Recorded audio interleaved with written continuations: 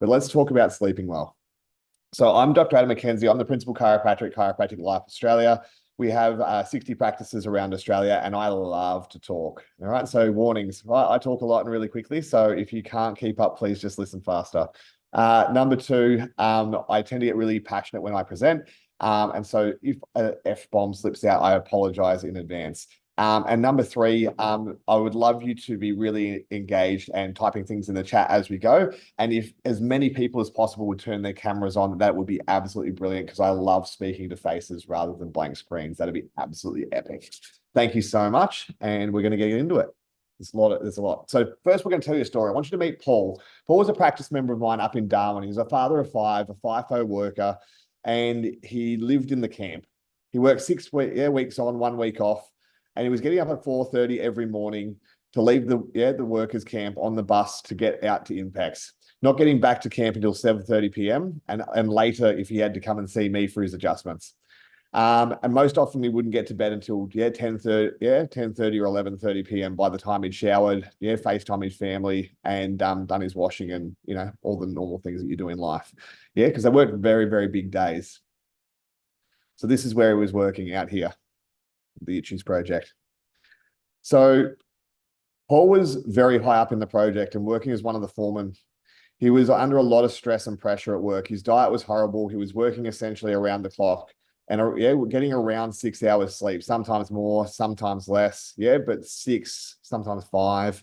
They were broken and seriously less than ideally sleeps. Paul was suffering in every aspect of his life. His physical health was in crisis and his mental health was shot. He was depressed, angry, and sad and feeling in despair. And his relationship with his family was really, really poor. His wife was really unhappy because they didn't get to see him for 6 weeks at a time. And the week that they did get to see him, he was the shell of the man that she had married. We're going to come a little full circle. I'm going to tell Paul's story as we go through the workshop tonight, but I need you to know how important sleep is overall as a healing modality for your body.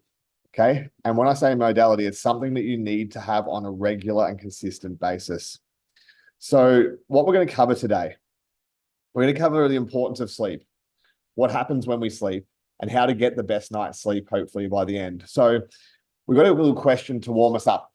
How much sleep do you get on average each night, guys? Under 5 hours, 5 to 6 hours, 7 to 9 hours, 9+. If everyone can pop that in the chat, that'd be absolutely amazing. We did have a poll and we were going to get everybody to, give you some percentages, but I think I might have mucked that up on poor old Ash and Jay. Sorry, guys. Wouldn't be like me to stuff it up.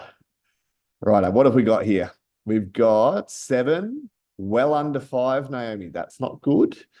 6, 5 to 6 for Jay, 6 for Gabe, 6 for Wing, 6 for Mark, 6 for Cairo Life, 7 for Joey Cole, 7 for Rick, 7 to 9 for Caroline, 7 for Dean, 5-ish for Sue.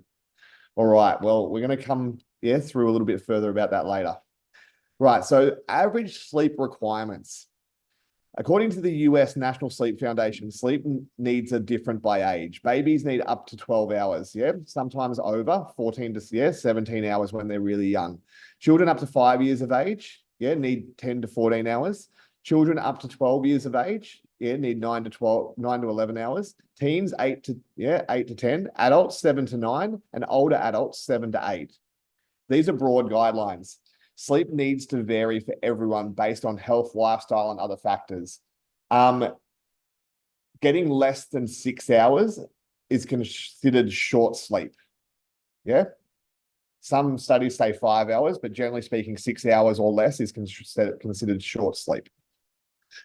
So 40% of Australians are struggling to sleep 7 to 9 hours, which is the recommended daily. And sleep distress costs Australians $66.3 billion per year in terms of the health costs. 6 in 10 of you experience symptoms of poor sleep at least 3 to 4 times a week. This is really, really, really significantly going to be impacting your health. I'm going to go a little deeper now. Scary Aussie stat. 87% of Aussies have tried to improve their sleep. 52% of medications have used medications or natural therapies. 26% see a specialist about it, right? So that's 1 in 4 people. 20% have moved homes to get a better sleep. And 60% or 59% have purchased aids like pillows and mattresses and sleep apps to try and get a better sleep. So we want to give you some context around the importance of sleep. I want to talk to you about Maslow's hierarchy of needs. Yeah, hopefully you've all heard of Maslow's hierarchy. And so in humans, we have a base set of requirements. These are these basal ones, right? And so if you remove a block from the base of the pyramid starts to fall down, right? Food, water, excretion, air, shelter, sex, yeah, which is good relationships, and sleep. Sleep is one of the key ones. And sleep actually is more important than most of the other ones here, right? Sleep is more important than food. Sleep is more important than excretion. Sleep is more important than shelter and sex, right? Air and water are vital, right? So I want to talk to you about the brain battery. The brain battery, we're going to explain with my hand, okay, but also with the picture on the screen. I want you to think of this basal area here, the brainstem, as my thumb, right? This is the part of the brain that controls all your automatic responses: heart rate, respiration rate, blood pressure, all the things that help you run away from or fight a tiger. It also controls your sleep-wake cycles, okay? This part of the brain is required in all animals, and it's known as reptile brain, right? It's where we go when we're under significant amounts of stress. The next section of the brain here is the limbic system. This is the emotional part of the brain. This is like my dog Penny. You tell her she's good, waggy tail, tell her she's naughty, care in the corner. This is 2 to 20 for chicks and 2 to 25 for dudes because we're slower to develop. This is why there's more car accidents and stupid things in late teens, early 20s boys, especially if there's drugs, alcohol, fatigue, girls involved, they're not fed properly, yeah, or they've not had enough rest. Right? Because what happens when we don't have enough rest is it drains our battery. If we've not been fed properly, it drains our battery, right? If you need to be emotionally regulating other people, it drains your battery. And then we have our neocortex, which is the adult human brain. This is higher order thinking, decision making, et cetera, et cetera. And so I want you to think what it's like when you have a newborn baby, right? Some of you have had a newborn baby and you know someone who has. What happens to their batteries when they have a newborn baby? Yeah? We drain the batteries. And then, yeah, people wonder why we have people who are more emotional when they've got a new baby. Yeah, it's because they've got less batteries. Okay, and so when we lose our batteries and we start draining it down to here, we start to become more limbic. So we become more emotional. And if we lose that limbic function, we start to become more brainstem oriented, which means that we'll be reactive instead of proactive in terms of the things that we do. Yeah, we'll be using our reflexes. Okay, and so we'll become more like our animal self. So sleep and the brain, right, is really, really important to understand. Sleep is governed by the hypothalamus, right, which regulates your body temperature, manages your emotional responses, controls your appetite, releases hormones, and sets your internal body clock. For it to work efficiently, it needs the right light signals to be sent into it at the right times. And so right light signals at right times. What do you think might muck this up? Too much light coming in, yeah, in the wrong forms at the wrong times, because your body has this thing called a circadian rhythm, which we're going to cover a little later. And so what we need to know is that we need daylight at certain times and we need dark at certain times. But what's happened now is we have all of this artificial light like we have now, even when it's dark outside. But especially the blue light that's coming in from our screens. So here we go. The impact of blue light. Harvard research in 2020 found that blue light suppresses melatonin for about twice as long as green light and shifted circadian rhythms by twice as much, right? So 3 hours versus 1.5. Other studies in 2022 note the impacts such as 50% decrease in tiredness due to increased alertness, 20% decrease in sleep quality, 30% decrease in sleep duration, and slightly under 50% increase in sleep latency, right? So the time it takes to get to sleep. And this is because of blue light coming into your system, yeah, in the hour to 2 right before sleep. And so the recommendation here, guys, is to not have any screen time, yeah, for the 2 hours before bed. Okay, so if you've got a pen and paper handy, Yeah, jot that one down. No screen time in the 2 hours before bed, right? We really should be reading a book, yeah, or having discussions with our family, yeah, practicing gratitude, yeah, things like this. So lack of sleep has some major health impacts as well. Sleep is necessary to keep the nervous system functioning properly, but chronic lack of sleep can disrupt how your body usually sends and processes information. Short sleep, right? So again, less than 6 hours, immediately leads to marked impairments in cardiovascular, metabolic, and respiratory capabilities. This includes faster lactic acid buildup, reductions in blood oxygen saturation, and converse increase in blood carbon dioxide due to, in part, the reduction in the amount of air that the lungs can expire. Even the ability for the body to cool itself during physical exertion through sweating, a critical part of peak performance, is impaired by sleep loss. Here's some more: memory issues, mood changes, weakened immunity, increased risk of diabetes, low sex drive, poor balance, yeah, risk of heart disease, weight gain, high blood pressure, accidents, and trouble thinking and concentrating. So sleep and disease. Sleep deprivation is a major source of morbidity, right? Which means disease, with widespread health effects, including increased risk of hypertension, diabetes, obesity, heart attack, and stroke. So basically, when you have chronic sleep debt, you're headed for an early grave, okay? And that's going to come up soon. Short sleepers have 20% greater odds of being overweight and 57% greater odds of being obese. So if you're getting 6 hours or less, yeah, you have 20% greater odds of being overweight and 57% greater odds of being obese. Yeah. And if you're getting under 7 hours, you're in this category as well. There's a direct correlation between sleep duration and obesity. In this analysis, obesity increases dramatically to 35% of the US population as sleep reduces to an average of 6 hours per night. Effectively, short sleep was associated with overweight and obesity in each of the years analyzed. So if you have a look at these, yeah, two pictures, can you see if we turn the lines around that they're almost the same picture? Yeah, there would be the same line. It's the same correlation. Okay, so if we flip this dotted line around, it would almost follow exactly the same path. So basically, the average sleep amount and the percentage of obese individuals, yeah, the less sleep you get, the more likely you are to be obese. It's nearly a direct correlation.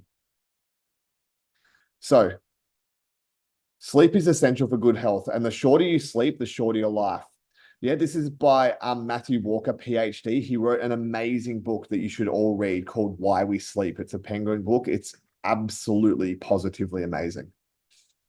So your nervous system disorders, right, occur with sleep as well. If there's an interference with the nervous system, mechanical function can be impeded. For example, sleep apnea can be a result of interference with the nerves that communicate with your diaphragm, which is the primary muscle involved with breathing.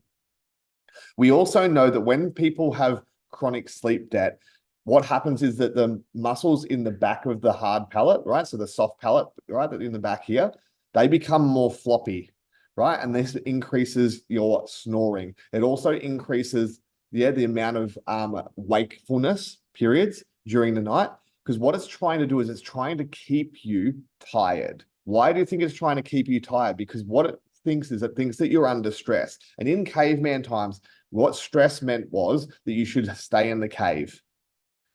But in today's society, we're in a chronically busy life, right? And we go all the time. And we very rarely listen to the signals that our body is giving us that we probably need to rest, right? And so sleep apnea, yeah, in some studies is being linked with chronic stress. In fact, it's been almost a direct link, if we're honest, but yeah, they don't like it when we say that. Anyway, lack of sleep kills mental acuity. One study found that a lack of sleep had the same effect on the brain as drinking too much alcohol, slowing down the response times and making you feel sluggish. So on that, we're going to watch a really quick little video, and I might have to re-screen share because I don't know if I ticked the right box, Ash, to make the sound work. So we're just going to quickly re-screen share. Sorry, team. Share sound. All right, here we go, team. I spend my waking hours studying sleep. Lack of it causes drowsiness and leads to fatigue, which slows your reactions and decisions while driving.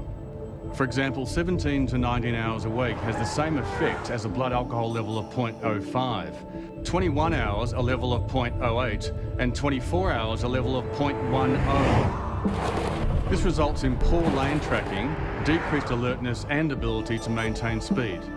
It can also induce microsleep, which is the main cause of fatigue-related crashes. A few seconds of this can be catastrophic. 80% of fatigue-related crashes are on country roads. So to arm yourself against it, get at least 7.5 hours sleep before driving, take a break every 2 hours, and swap drivers regularly. Travis here didn't. Which is why he's not a subject of mine, but a patient of theirs. Authorised by the State Government, Perth. So guys, lack of sleep is the same as drink driving. Yeah, but we can't test for lack of sleep specifically, right? And what it can do is absolutely mind-boggling, yeah, what it does to families. So we're going to go to the next slide, right? These are some of the signs that they put up in South Australia.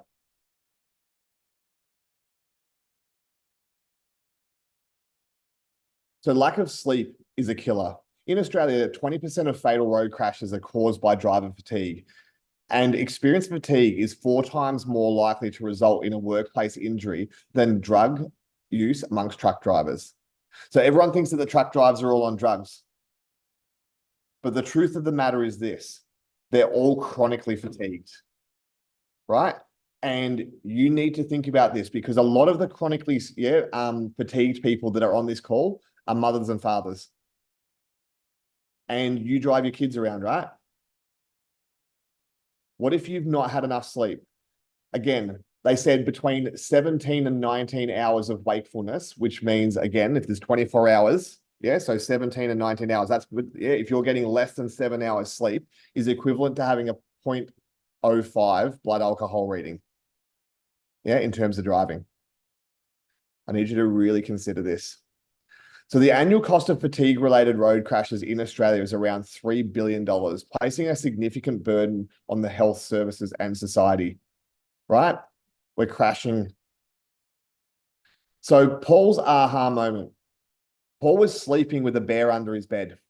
Paul was chronically stressed, right? And he worked that out after he came in for his initial consult. And we talked through all of the things that were consistently causing Paul's stress. Right? The long hours, the significant load of work, yeah?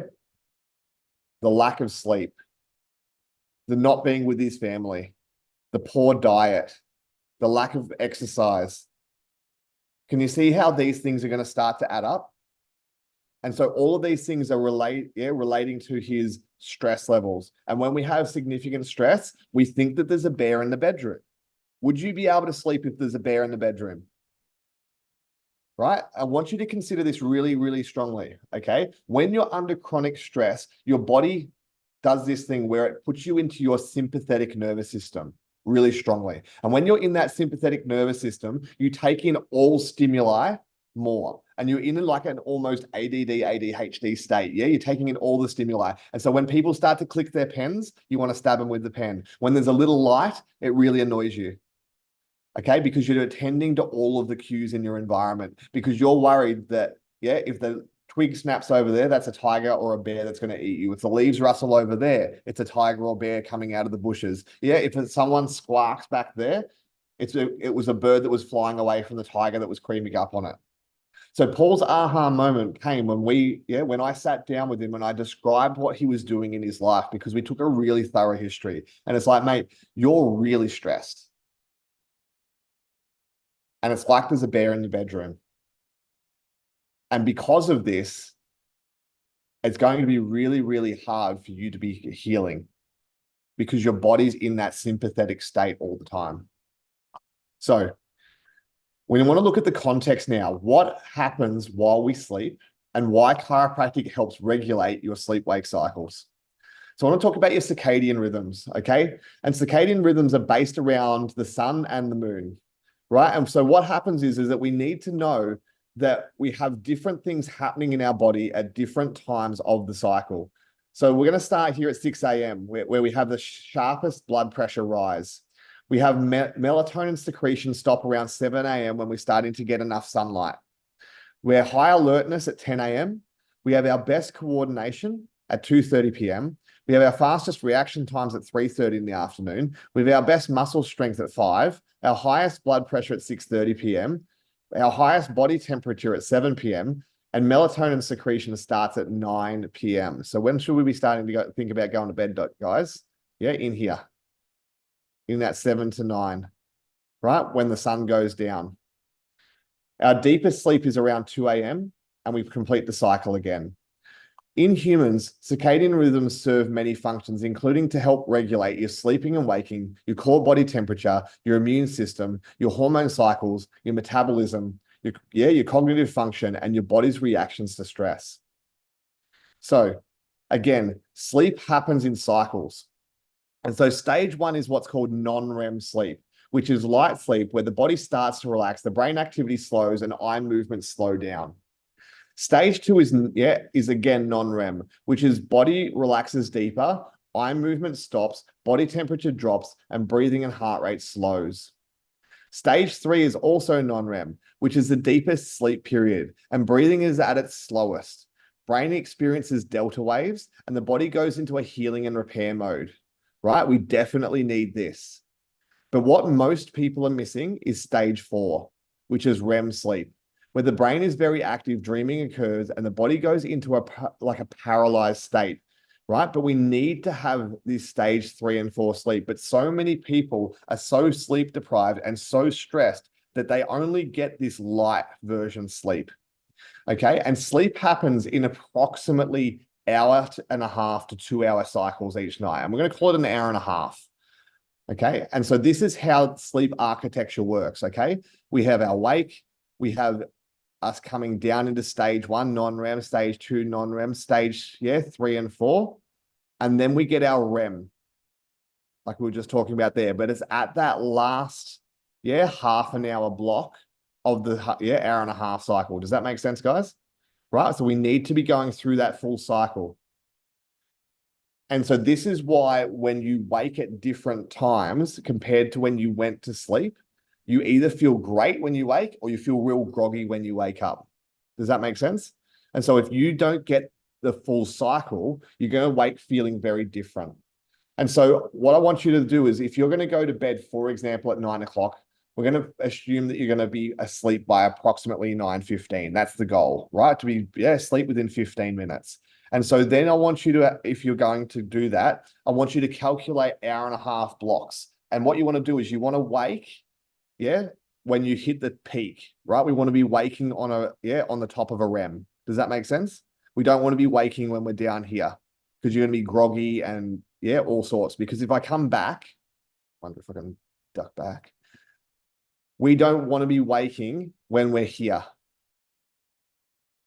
Do you see that? We don't want to be waking when we're in our breathing and heart rate slowed. We don't want to be waking when in our deepest sleep period where our breathing's at our lowest and our brain's experiencing delta waves and our body's in healing repair mode. You're going to be groggy right? If you wake during this period, especially stage 3, okay? Which is at the bottom here, okay? So while you were sleeping, during sleep, the brain does several housekeeping things for itself and for the body. It does muscle repair, immune system modulation, and memory are all being processed during sleep. So the biological processes, the brain stores new information and gets rid of toxic waste. Nerve cells communicate and reorganize, which supports a healthy brain function. And the body repairs cells, restores energy, and releases molecules like hormones and proteins. So I want you to check out a TED Talk, guys. And the TED Talk is about the dishwasher action that happens in your brain while you sleep. And I'm really struggling to remember the guy's name now. It's Dr. It's at the University of Rochester. And it's called Glialination. And I'll think of his name. But it's there. The TED Talk is on glialination. Hopefully Ash can find that for me. So elevates brain function. Sleep is required for brain function, allows your neurons to reorganize and clear out waste from the central nervous system. It converts short-term memories to long-term memories, and it erases unneeded information that might clog up your nervous system. So we want you to weaponize yourself. We want to get stage 2 non-REM is identified as the type of sleep responsible for overnight motor skill enhancement, increasing in sleep and speed and accuracy, underpinned by efficient automaticity, right, which is the development of automatic function. We're directly related to the amount of stage 2 non-REM sleep. This is especially true in the last 2 hours of an 8-hour sleep cycle. So basically, if you're not getting to the end, 2 hours in an 8-hour sleep block, you're going to really struggle to have these motor skill enhancements. You're going to really struggle to be able to do these things. And so that's what it's going back to when we were watching that short video of the person who was over 0.05 because they hadn't slept enough. So who here wants to be on top of their game? See many people. Hopefully everyone wants to be on top of the game. Who here needs to be on top of their game? Yeah. So be a man or a mouse. Anything less than 8 hours sleep a night, and especially less than 6 hours a night, the following happens, right? Time to physical exhaustion drops by 10 to 30%. Aerobic output is significantly reduced, and impairments are observed in limb extension force and vertical jump height. It decreases in peak and sustained muscle strength. So if you're looking to get to being as fit as you possibly can be, right, you need to get your 8 hours sleep. Someone who does this really, really, really well is LeBron James. LeBron James is the longest sleeper that I know of in professional sport. And they've actually done a significant number of studies on this. And they've talked to him about how he sleeps between 8 and 14 hours per day. And it's said that this is one of the reasons that has caused the longevity of his career and the significant low point in the amount of injuries that he's had over time. So who would love to manage their weight with more ease? Most people, right? And so here's the deal. Sleep helps weight management. Sleep affects your weight by controlling hunger hormone, right? Lack of sleep elevates ghrelin, which increases appetite and suppresses leptin, which is your fullness feeling after eating. So if you don't get enough sleep, you're going to want to eat more. Why do you think that is? This is because when you don't have enough sleep, you're pushing yourself into your sympathetic nervous system and you're under more stress. And when you're under stress, your body thinks it needs more sugar. Why does it think it needs more sugar? Because it thinks that it needs to run away from that bear that's under your bed or the tiger. So sleep helps with weight management because it means that you're moving yourself further into a parasympathetic function. So who would love greater immunity and health resilience? Me. When you sleep, your body makes cytokines, which are the proteins that fight infection and inflammation. It also produces certain antibodies and immune cells. Together, these molecules prevent sickness by destroying harmful germs, right? And so this is about molecules of emotion, right? This is another awesome book that you could check out. And so this is about how sleep and your emotions are, strongly tied together and how those little molecules get to, spin around your body. But we don't get them if we don't get enough sleep. Who here would love to feel rejuvenated each and every morning? And throughout most days. So sleep rejuvenates cells. Sleep allows cells to repair and regrow. This is supported by many important processes that happen during sleep, including muscle repair, protein synthesis, tissue growth, and hormone releases. What it also does, though, is it allows the end part of your DNA, right? So there's the end part that's kind of like the tail, right? Because most people don't know what it's called. And what happens is the faster the end DNA tail frays, the faster you age. And so when we have enough sleep, this doesn't happen as quickly. And what we need to know is that sleep is of major importance to make this work properly. So how to get the best night's sleep?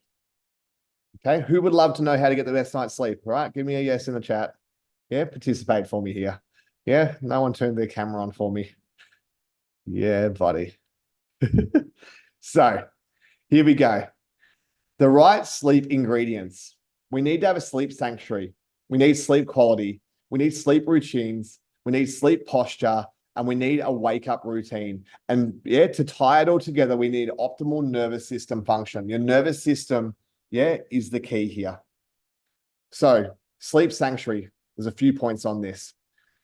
In your sleep sanctuary, we need darkness. Invest in blackout curtains or use an eye mask to block out light. As darkness signals to your body it's time to sleep, it helps that melatonin to be released in your body. Okay? The sleep sanctuary needs quietness. Minimize noise disruptions by using earplugs or a white noise machine to create a peaceful environment. Now, I wouldn't actually recommend white noise for everyone. Ideally, we're looking for, absolute peace. What it means by white noise here is not the vacuum cleaner that some mothers play for their children. That's not what we're talking about. We're talking about nature sounds, okay? And so if you want to check out a good version of this, it's called binaural beats. B-I-N-U-A-R-I-A-L, binaural beats. These are sleep frequencies that you can listen to help with your sleep. Right. Sleep sanctuary comfort. Choose a comfortable mattress and pillows that supports your preferred sleep position. Okay. Comfort while you sleep means that you're going to get in more of that parasympathetic function. And then sleep sanctuary temperature. Keeping your bedroom cool, ideally between 15 and 19 degrees. Cooler temperatures are conducive to a better night's sleep. So, sleep quality. It's about having a consistent schedule, right? We want to, rise at the same time and sleep at the same time. We want to avoid stimulants, caffeine, nicotine, alcohol, heavy metals, close to bedtime as they interfere with sleep, and just at all. Right? If we could avoid these things, it would be awesome. If you're addicted to caffeine, like many people, you should read the book Caffeine Blues, right? It's an amazing book, right? And it's going to give you a whole bunch of information in that space. Screen time, like we've already spoken about. Blue light exposure, before bedtime disrupts your melatonin production. Relaxation techniques, deep breathing, meditation, or yoga can calm your mind before bedtime. And then bedtime rituals. Right? Reading a book, taking a bath, or listening to soothing music, signal to your body that it's time to unwind. Sleep routines, right? So relaxing activities, again, reading the book and listening to calming music or a gentle yoga practice. Mindfulness techniques, trying to do meditation, deep breathing exercise, and quieting your mind to reduce stress and anxiety before bed. Plan for your next day, lay out your clothes, pack your bag, or make a to-do list. This can help to promote a sense of organization and remove nighttime worries. We don't want you to be waking in the middle of the night. And then a relaxing atmosphere. Dim the lights, play soothing music, or use aromatherapy with calming scents, or create a tranquil environment to signal wind down for your body. So, wake up routines. Natural light. Open your curtains, go outside and expose yourself to natural light, which helps regulate your circadian rhythm and wakefulness. We should be going to bed with the sun and rising with the sun, in an ideal situation. Hydration. Open your curtains and go outside to expose yourself to that natural light. But what we want to do is I want you to have just normal temperature water, right? So room temperature water is best when you first wake up. Please make sure it's filtered and it doesn't have all the crap in it that they put in, the normal town water. You want to be removing all the rubbish, right? And having just natural water.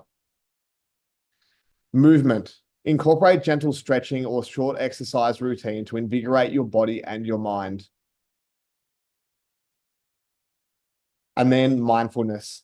Practice gratitude, journaling, or meditation. To set up a positive tone for the day ahead and reduce your stress. One of my favorite books is the 5 a.m. Club. I highly recommend for you all, right? It's an hour routine for when you wake up. He's suggesting 5 a.m. But the 5 a.m. Club is an amazing book, guys. Wake up routine for healthy breakfast. Fuel your body with a nutritious breakfast to provide energy and sustain focus throughout the day. Now, guys, toast and cereal is not a nutritious breakfast. It was created by the cereal companies and it's not what's best for you. You need to have protein, right? And complex carbohydrates, not the simple ones. Okay. So get into the eggs, and have some other protein. Sleep postures. Ensure your mattress provides adequate support tailored to your body type and preferred sleeping position. This support is crucial for maintaining proper spine alignment throughout the night. Back sleepers, opt for a pillow that supports your neck's natural curve and alignment of your spine. Avoid excessive high or flat pillows as they can worsen snoring and discomfort, especially with an exaggerated back curve or neck pain. Placing a pillow under your knees can flatten the back, easing stress on the low back joints if you have a pronounced lordosis. Stomach sleepers. This position tends to flatten the spine's natural curve, potentially causing lower back pain. If you can, it can also strain the neck when turning the head to breathe. If avoiding this position is challenging, consider using a thin pillow or none to reduce the neck strain. Placing a pillow under your lower abdomen can help to maintain the spine's natural curvature. And if you are a stomach sleeper, a great thing you can do is put a pillow between your knees and start on your side, because it will stop you rolling onto your stomach. Side sleepers. To maintain a straight spine, use a supportive pillow that aligns your neck with your spine. Its height should match the space between your shoulder and neck, and an incorrect pillow height may strain your neck and nerves, leading to pins and needles and sensation in your hands. A firm pillow between your knees can prevent upper leg misalignment, reducing stress on the hips and low back. So complete sleeper pillows are great. Highly recommend. This is what I use for my pillow. A supportive pillow aligning your neck with your spine is beneficial. Its height should match the distance between your shoulder and neck. Okay. So avoiding stress. This is the main message from tonight's workshop.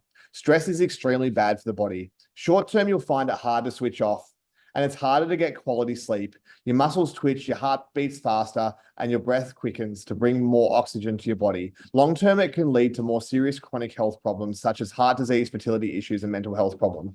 Can we see how both of these fit together? You can't sleep properly if you're not in your parasympathetic nervous system, right? You can't sleep with a bear in the bedroom, because you're going to not get into that deep REM sleep.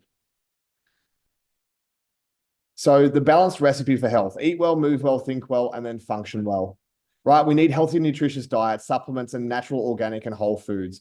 We need to move well, exercise and active lifestyle and stretching. We need to think well, a positive mindset, social interactions, and then growth mindset. We need to function well, quality sleep, regular adjustments, and relaxation and stress management. The brain requires feedback from the spine, through proper alignment and movement, and then for optimal nervous system function. This enables the brain to deliver the right information to the muscles, organs, and tissues via the nervous system. If the bones don't move, the nerves can't talk. If the nerves can't talk, we're in a state of what's called nociception, which is a negative feedback to your brain. This enhances our stress response. So we need to address our nervous system interference. Chiropractic adjustments remove what's called disafferentation, which means a lack of coherent information from your environment via the senses to your brain, optimizing feedback to the higher cortex and therefore dampening those intersections of the brain. Okay, so the brainstem and the limbic system, where our parasympathetic nervous system originates. So basically, guys, if you're not getting enough sleep, if you're too stressed, you're going to be brainstem active, which is stress response. When we have coherent flow of information from our brain to our body, we have proprioception and we have positive feedback to our brain, which allows our prefrontal cortex to work properly and allows us to have proper sleep-wake cycles. Next slide, please, Ash. Next one too. So 15 to 30% of adults report sleep disorders and low back pain has been identified as the main cause. So that's, again, between 1.5 to 3 in 10 adults report that their sleep disorders and low back pain has been identified as the main cause for them. Next slide, please. So chiropractic and insomnia. The effect of chiropractic care on insomnia study. There were 221 patients and 15 chiropractors who completed the study, and they tended to believe that patients with sleeping difficulties benefited from chiropractic care before the study started. And here were the results. 1/3 of the 154 patients who completed the semi-structured interview reported their sleep pattern changed immediately following a chiropractic adjustment. So of those 52, all bar one reported improvement. So of the third, who reported their sleep pattern had changed, all of them said it had improved. Next, please. So corrective chiropractic care for optimum performance. Structured rehabilitation focuses on unique types of posture, spine correction methods, and primary purpose is to realign and then overcorrect the spine and alter the postures. What this means is that at the moment, most people have significant postural distortion. And this postural distortion, again, adds to that nociception and negative feedback to the brain. And what that does is it enhances our stress response. We need to overcorrect it to get us back to where we need to be. Next slide, please, Ash. So remember Paul? These are Paul's original x-rays. So can you see these x-rays? What's wrong with Paul's x-ray here? Who knows? Yeah, pop that in the chat. What's wrong with these x-rays? It should be pretty obvious. It's there in red and green. Good, right? So we're there, the neck curve's going the wrong way, right? He should have a beautiful C-shaped curve like that green line. Yeah, but the red line is where he is. Next slide, please. Paul came in and he was adjusted 3 times a week over a 12-week period.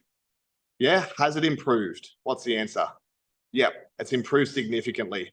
We've gone from over 114%, yeah, loss of curve, yeah, down to 76%. So again, is it perfect? No, he's still got a ways to go. But after this had happened, right, Paul's sleep started to improve. His mood started to improve.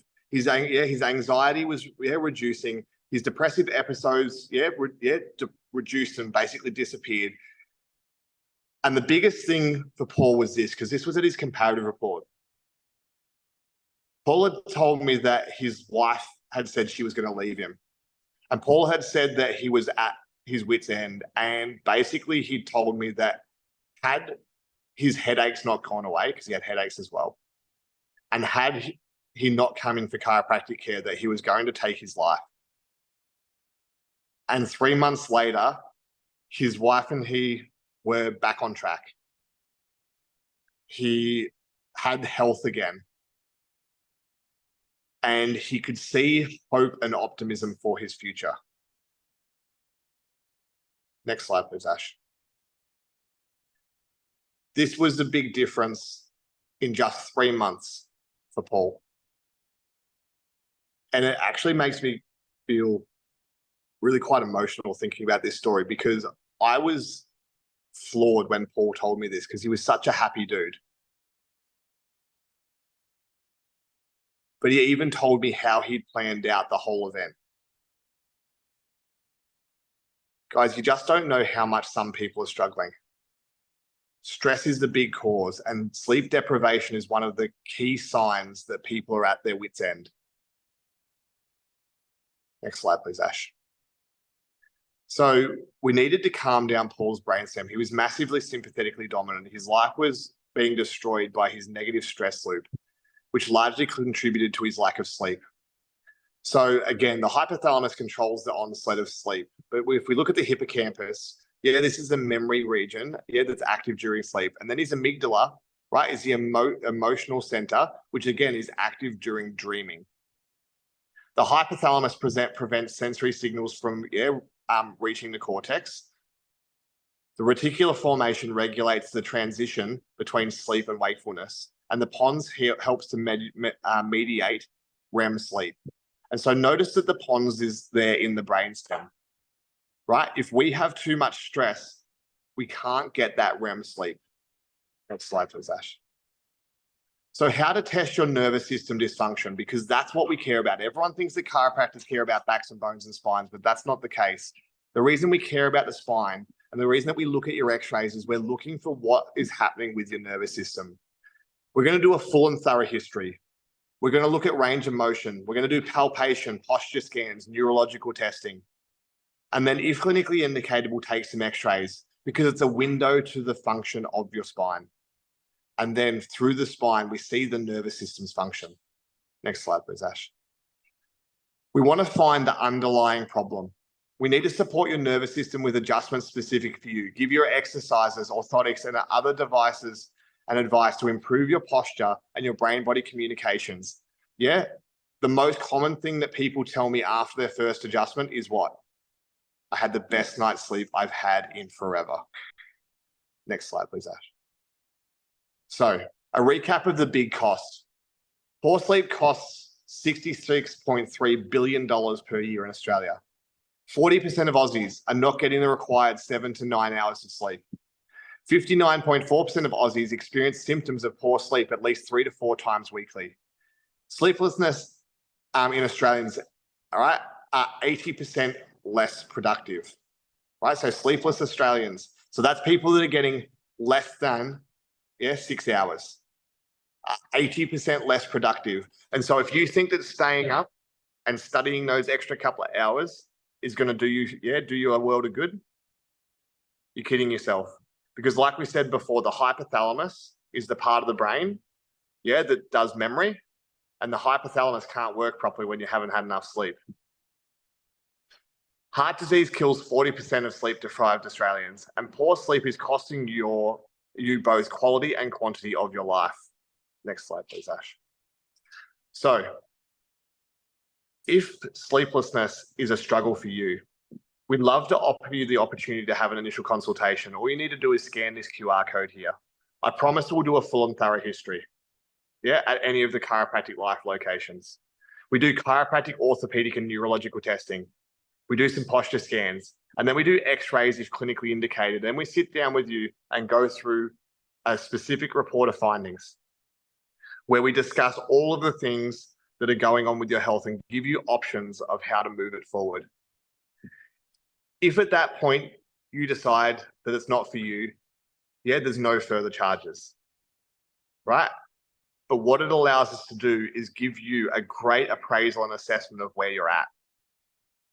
Now, guys, there's a quiz that we've got done up in a Google form, that we'd love you to go through. It's just 10 short questions. And what it was going to do is it's going to give us information where we're then going to send you out an email that's going to give you a whole bunch of information to help you get better sleep.